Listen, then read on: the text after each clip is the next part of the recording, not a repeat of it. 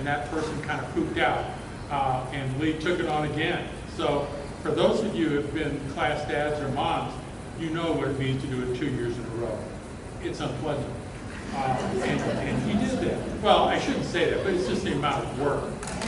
You know, I never saw Lee upset about it at all, but he did mention to me that it was a lot of work. But I just want to tell you one story. It was really funny. Our class was really kind of instrumental in putting that vegetable garden together. How many people have been to the vegetable garden out at the ag office? Almost everybody. It's beautiful now. It didn't used to look like that. It used to look like my garden at home. It was amazingly bad. But we were working, and John Kittle and a bunch of other guys got together and put this thing together, and we were kind of proud of it. And then we had an open house, and I was volunteering at the ag garden before, but I was actually one of the initial co-chairs for 1 day a week, and that's when I realized, you know, what it is to really have a job, and it was tough. So we went out on this open house, and I was walking around, and we had all these little kids walking around, and all of a sudden, all these little kids started walking around with the most beautiful heads of broccoli you have ever seen, and every one of them had a head of broccoli, or had, you know, a bunch of carrots, or had a cabbage. And I started looking, what's going on here? And I was really annoyed because we had, you know, we were weighing these things, and we were going to take all this stuff to the food bank. And I turned around, and there was Lee bending over probably the world's champion broccoli plant, snapping off the head, giving to this kid. And I got upset, and I grabbed the whole Lee by the ear. I mean, literally, I grabbed it. And I said, what the hell are you doing? You know? And Lee said, look, he said, we've got all these little kids here, and they've got to know where their food comes from. It's very important. And so I want them to have something from the garden that they can keep. Well, I thought it was a great idea. I didn't let them do it anymore. But I thought it was a good idea. And luckily, we've got the school gardens where they learn that from. And so I don't have to worry about people giving away hard-earned vegetables. But that's the kind of guy Lee was. He was just a really good friend. And one other thing, you know, when Lee went into care at the end of his life, you know, I wanted to go visit him, and it's hard for me to do that. It's hard for me to go, not physically to go in, emotionally. It would be very, very difficult for me to do it, and quite frankly, I didn't do it. But I did correspond with him by email, and I wanted to try to get his mind off stuff, and so I wrote him an email out of this blabbering about all stuff going on, all kinds of stuff. And I said, hey, by the way,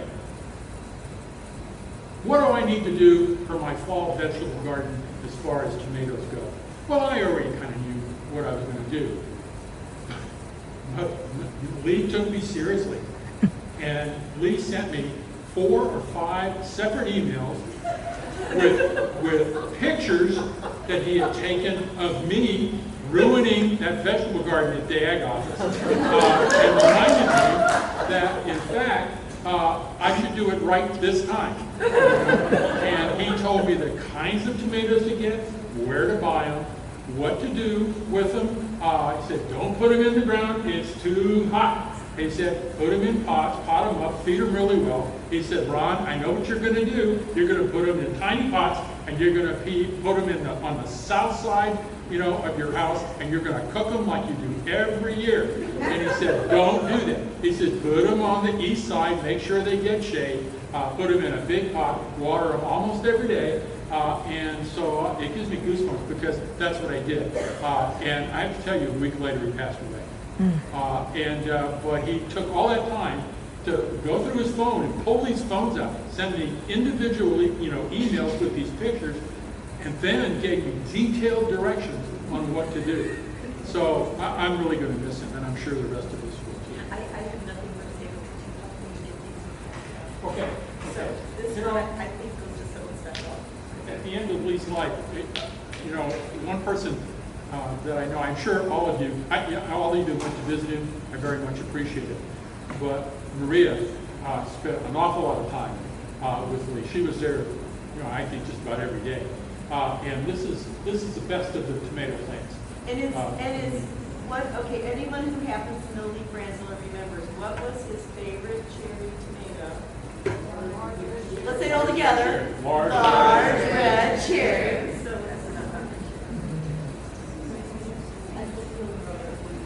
May we have a moment of silence for Lee, please?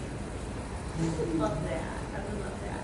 And by the way, I don't know if anybody, about a year ago, Lee called me up and he said, "Hey Kay, I got a little problem." And he said, "I've got really melanoma." And I said, "That's not good, Lee." And I talked to him about a lot of things, and one of the things I talked to him about was whether or not he knew Jesus as a Savior, and he assured me that he did. He understood that there were angels around us that were taking care of him. And anyway, I just wanted to make sure everyone knew that he was saved by the blood of Jesus Christ. So if that comforts you, I'm glad to know that, that I can report that to you. And we've got more plans to give away though. They're all in honor of Lee. So let's go ahead and have a moment of silence, just because our dear friend, Lee Franzel, is in heaven gardening right now with his Lord and Savior. So we'll just do that for just a minute.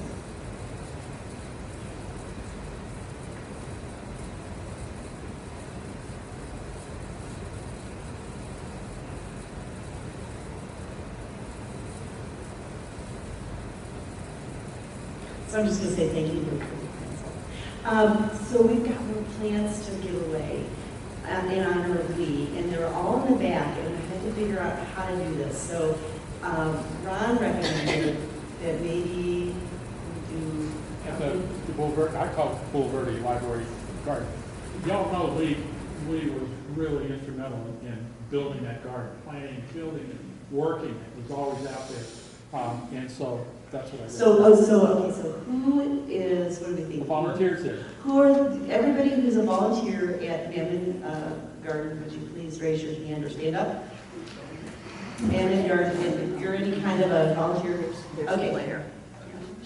Claire? There we go. Should you want a tomato that is got in memory of Lee Franzel on it, many of them are red cherry, large red cherry, would you please go right back to the back right now and get it? And then the next thing I'm thinking is whoever was in one of his classes, he ran a lot of classes, whoever is in one of their classes, would you just stand up for a second? Anybody that was in one of his classes ever? Okay, if you want a really great tomato for your fall garden in memory of Lee, would you just go back there and get them right now? Because if you don't, they'll be gone in 2 seconds. After those people that want to get them, on the way out, anybody else who would like a tomato in memory of Lee, try not to kill each other. With that said, that's all I have to say. Is there anything else? Fine. Okay. All right. Okay. Anyone else who would like to say something? Well, hi. Everybody knows Lee as a gardener, and I have known him, had the honor of knowing him for so many different things that he did, he was interested in, and he pursued with such an enthusiasm that was almost unbelievable. Besides being a class coordinator or class mom for several years and doing an excellent job, he was such an enthusiastic gardener, you know, that he had produced the most expensive tomato that have ever been produced in the world.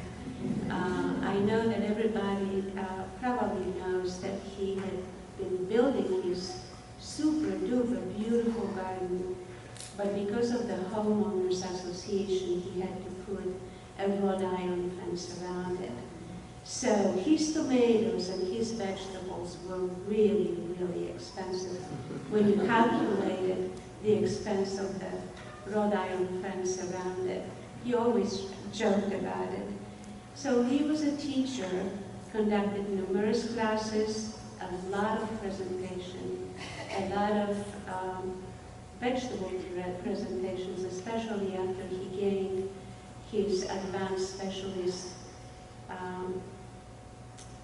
in vegetable gardening, and very, very active. He also was a writer, writing or contributing to our CMG newsletter, a lot of local publications, and Texas Master Gardeners, the gardening publication that is Texas-wide. He had several articles there, and his beautiful picture of his vegetable, expensive vegetable garden was on the front page. It was really very special.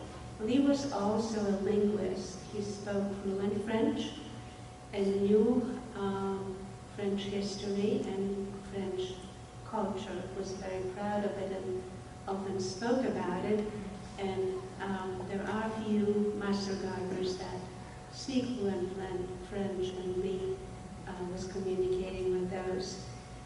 He was a historian, passionate in American history, particularly like Thomas Jefferson. And it wasn't so much that he wrote the Declaration of Independence, but Lee was absolutely in love with the gardens of Monticello.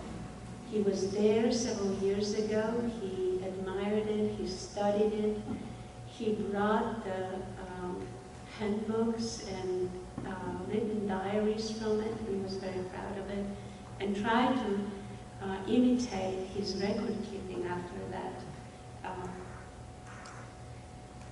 So he knew French history very well, but he also was interested in Polish history, especially of the area in Poland, northwest, which is called Pomeranian, where his mother family came from.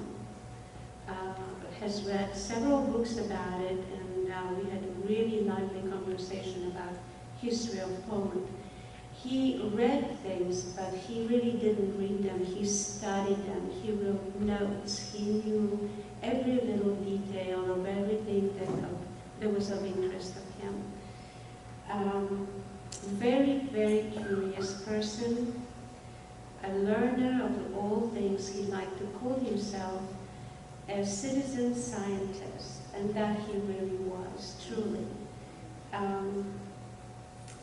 In preparation for one of the presentations during the Master Gardener class, and the presentation was about soil, he had completed a course in organic chemistry.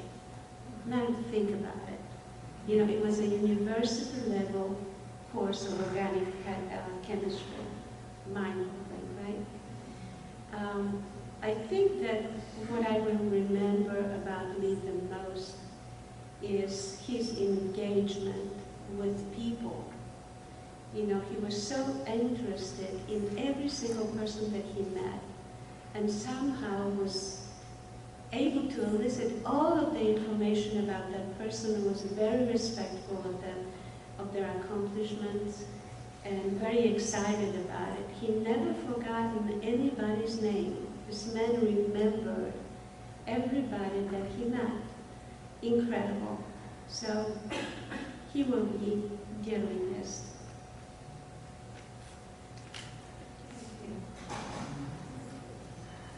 We're adjourned.